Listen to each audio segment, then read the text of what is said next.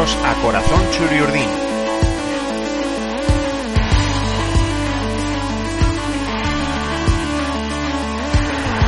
El podcast en el que escucharéis historias sobre la historia de la Real Sociedad.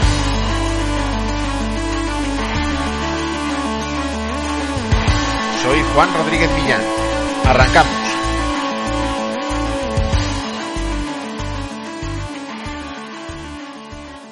El campeón de la Copa de la temporada 1977-78 fue el FC Barcelona, pero en aquella final ante Las Palmas que se jugó en el Santiago Bernabéu el 19 de abril de 1978, el equipo que tendría que haber estado presente era la Real Sociedad.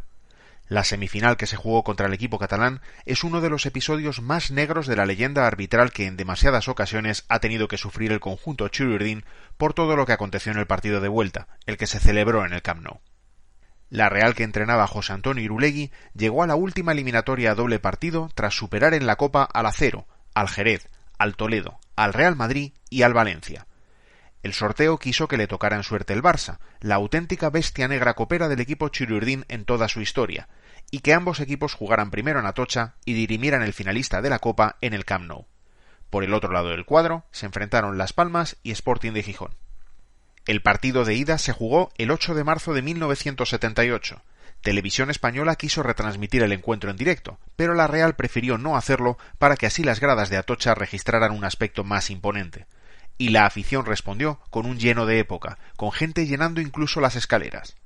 La mala noticia en la víspera para el entrenador Churiurdin fue la baja de Cortabarría. Irulegui dispuso así sobre el campo un once formado por Arconada, Iriarte, Esnaola, Gajate y Olaizola, Diego, Alonso y Zamora, y Dígoras, Satrústegui y López Ufarte. Satrústegui, por cierto, fue el capitán aquel día por primera vez.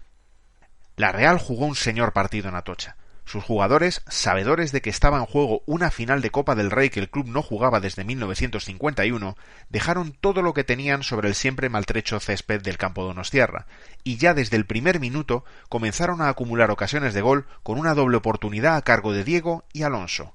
Irulegui, después del partido, lo tenía claro. La clave estuvo ahí. Si llegamos a marcar en esa jugada, quizás todo habría sido distinto, se lamentó tras el encuentro.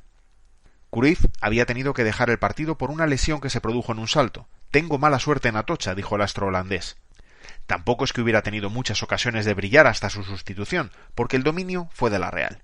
Un cabezazo de Zamora al cuarto de hora también estuvo cerca de ser gol, igual que sendos disparos de Satrústegui y López Ufarte, y en el minuto 40 Asensi derribó a Alonso dentro del área sin que Pes Pérez, colegiado del partido, quisiera señalar nada. Para mí fue penalti, sentenció Irulegui tras el partido. En la segunda parte, el dominio siguió siendo realista, aunque uno de los linieres de Pes Pérez se empeñaba una y otra vez, y no siempre con acierto, en cortar sus ataques señalando fuera de juego. Aún así, López Ufarte de falta y Zamora tras una incursión en el área estuvieron cerca de adelantar a la Real. No hubo manera y el marcador fue al final el mismo que al principio, 0-0.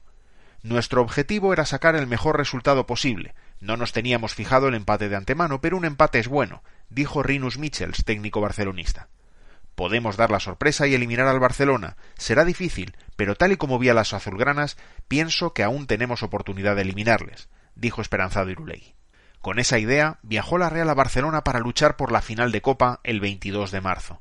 Irulegui recuperó a Cortabarría, por lo que pudo formar un once con Arconada, Murillo, Gajate, el ya mencionado capital y Olaizola, Esnaola, Zamora y Diego, López Ufarte, Satrústegui e Iriarte, que suplía a Alonso. Pero si hubo un hombre decisivo para saber qué equipo pasaría a la final, ese fue Sánchez Arminio, el colegiado del encuentro. El árbitro, jugador azulgrana número 12, titulaba Porriño en La Voz de España. El árbitro decidió y la Real Sociedad no estará en la final, sentenciaba el diario vasco. Así lo explicó ya en frío 24 horas más tarde en ese mismo periódico Luis de Andía, en un artículo que sin miramientos titulaba Detestable Sánchez Arminio. Frío, meticuloso en el error, cínico, fue el que decidió la contienda, demoliendo paso a paso a la Real Sociedad. Y eso que los muchachos de Irulegui no pudieron empezar mejor el partido de vuelta de la semifinal. A los 9 minutos consiguieron ponerse en ventaja. Un saque largo de Arconada lo peleó Satrústegui por alto y encaró a Artola. En la salida del portero, el balón salió rebotado a los pies de Iriarte, que consiguió llegar primero al esférico y mandarlo al fondo de la portería. La Real había hecho lo más difícil, ponerse por delante, y ahora podía jugar a lo que más le gustaba, el contragolpe. Cortabarría buscaba secar a Resac, Esnaola a Cruyff, Diego a Asensi y Murillo a Fortes. Anotemos este nombre, porque Fortes fue tan decisivo como el árbitro en la resolución del partido. Corría el minuto 19 cuando Cruyff conectó un buen disparo que Arconada acertó a despejar. Cuando se lanzó a atrapar el balón en dos tiempos, Fortes propinó una salvaje patada en la cabeza al arquero realista. El partido se detuvo durante varios minutos para atender el portero.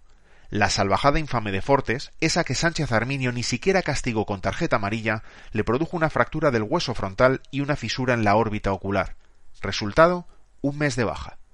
Y aún así, porque Arconada era único también en esto, consiguió aguantar hasta el descanso y realizar 4 grandes paradas, las 2 primeras a disparo de Resac, la tercera para evitar el gol de Neskens y la cuarta con un salto felino para responder a una vaselina de Cruyff. Para cuando Arconada hizo de Arconada con semejante categoría, Sánchez Arminio ya había dado otro paso más en la resolución de la semifinal. A la media hora de juego, un saque de banda que debía corresponder a la Real se lo dio el Trencilla al Barcelona. Diego, muy enfadado, lanzó el balón contra el suelo y el colegiado le mostró la segunda tarjeta amarilla al realista. Los de Irulegui debían defender el 0-1 durante 1 hora con un hombre menos. Y en la segunda parte, sin Arconada. La Real tuvo que pelear por un puesto en la final de la Copa con Cendoya bajo palos, jugando su segundo partido con el primer equipo. En el minuto 15 de la segunda mitad, el Barcelona consiguió empatar. Migueli remató de cabeza en el área pequeña un centro de Resac y puso las tablas. Cendoya y el larguero evitaron que el Barça se pusiera por delante. La Real luchaba ya entonces por defender el resultado y jugarse su suerte en los penaltis, pero por si alguien lo dudaba, sería de penalti, pero sin llegar a la tanda, como se decidiría esta semifinal. Sánchez Arminio, a la media hora de juego, señaló una infracción dentro del área de Gajate sobre Cruyff, que el bravo defensa realista negó haber cometido. Daba igual, fue penalti porque así lo decidió Sánchez Arminio, y Resac lo convirtió en el 2-1 definitivo. Ha sido una encerrona, no ha habido partido, todos se han confabulado contra la Real Sociedad y de esta forma nunca podríamos haber ganado, se lamentó amargamente José Luis Orbegozo, el presidente realista. Y esa encerrona fue de campeonato. Sánchez Arminio incluso se tomó 1 hora para redactar el acta para conseguir que no solo Diego fuera sancionado, sino también Satrústegui por menospreciar al árbitro. Tal fue el enfado de toda la expedición realista que vetaron la entrada de Fortes al vestuario para disculparse con Arconada, porque entendían que su patada había sido intencionada. La Real dio la cara, mereció ganar la eliminatoria y fue muy perjudicada, sobre todo en el Camp Nou.